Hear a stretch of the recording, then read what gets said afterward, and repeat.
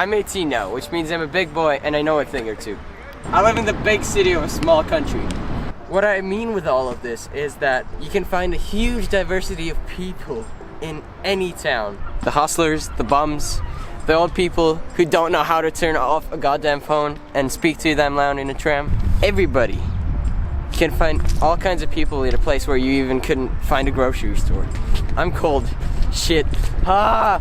Alright, let's go inside. The world is very diverse, and not just the scenery can change, but also the people we find. In a world where everyone is so different with their routines and activities, there's one thing that we all have in common.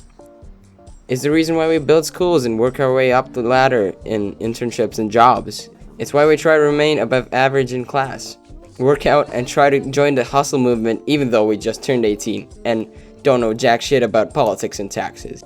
We all want to make it. Yeah, defining making it by finding a 6-digit number is not really efficient, considering the fact that so many people would be pleased just to make ends meet. We're all different and we follow different guidelines when it comes to getting to where we want to be in life. And what this means is that literally every single person around you, except a few psychopaths here and there, are trying to become the best versions of themselves.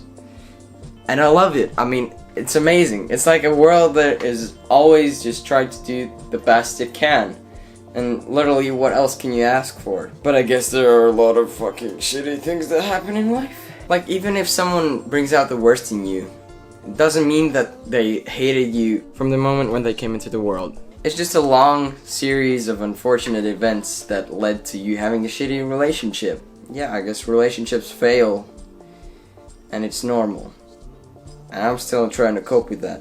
The other thing that gets in our way is our primal instincts. We're all just humans, and instead of thinking, sometimes we let our emotions take the wheel. But me saying this does not justify the shitty things that we've done in our lives.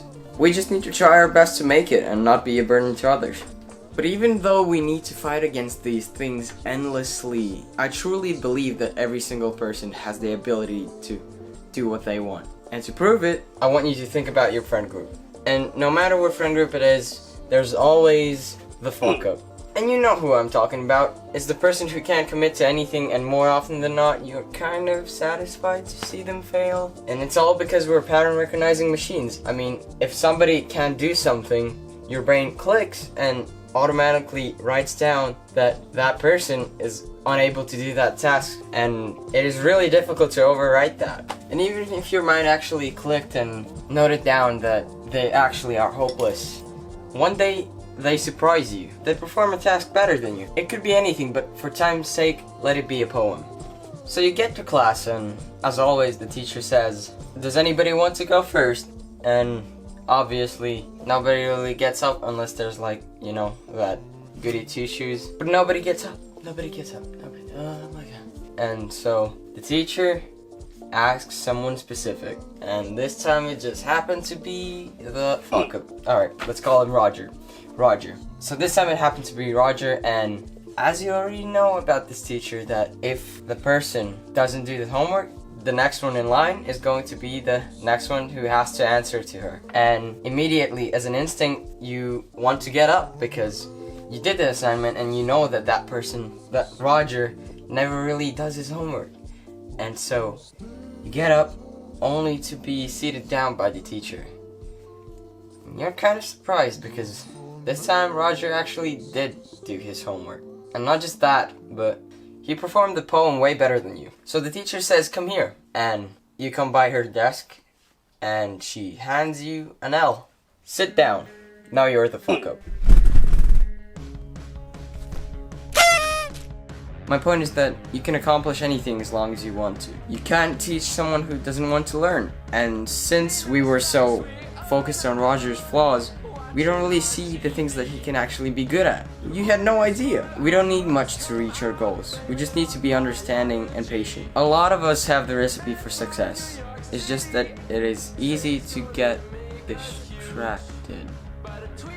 Sometimes we just want to watch a movie, and that's okay, but sometimes we just need to give everything out. We lose sight of what's important, and we don't give 100% of our focus to whatever we're doing. The way you get focus and will to learn something is finding something that you actually want to do. And you need to give it time, like a lot of time. And if you're struggling to find something that you want to be good at, then I suggest you stop doing whatever the hell you are doing right now and think about the things that you invest most of your time in. Those are the things that you should be focusing on. For me, it just happens to be videos, music. What else do I do? I don't know. What else do I do? Do I do anything else? I don't know. What's going on with you? What are you talking about? And the good news is, it doesn't have to be just one thing. It can be multiple things. 1, 2, 3. It can be a combined niche of some things. I mean, literally anything goes. Everyone has their own time and place. It's easy to look at others and feel sorry for yourself, but fuck that, okay? No. Fuck that. You might never get to a point where you're happy. Hell, scratch that. You will never be truly satisfied. Us humans, we couldn't amount to anything in our lives if we ever got satisfied. We wouldn't be creating these amazing things if we were satisfied. Satisfaction means that you don't want to grow anymore. But if you're always a little bit uncomfortable, just a little bit, that already means that you're probably going the right way. Remember that it's better to complete something, not to make it perfect. And it's all because perfect doesn't exist. You will just manage to burn out trying to fix it. And this can be very easily applied to life. We won't grow if we are not trying to get better, but we will not get better if we're trying to be perfect. Okay, I'm a small indie YouTuber. Yeah, I'm a small YouTuber, so whenever something weird happens in my channel, I kind of noticed that. And what happened yesterday was I commented on a popular YouTuber's video, and some people misinterpreted it as okay, so I'll just tell you what the comment said. Okay, on his newest video, I did a thing. I scrolled down. Well, it was just released and shit. Okay, so I wrote down, I'm about to sell my stuff to buy a laptop, a microphone, a guitar, and a camera, and see where life takes me. Does that sound edgy? I literally did not mean anything very special by it, but some people either resonated with that or try to give me a lesson about how capitalism works. And I don't know, it's kind of hilarious, but at the same time, it's kind of weird. For example, oh wait, I need to show you the answers. Yeah. Okay.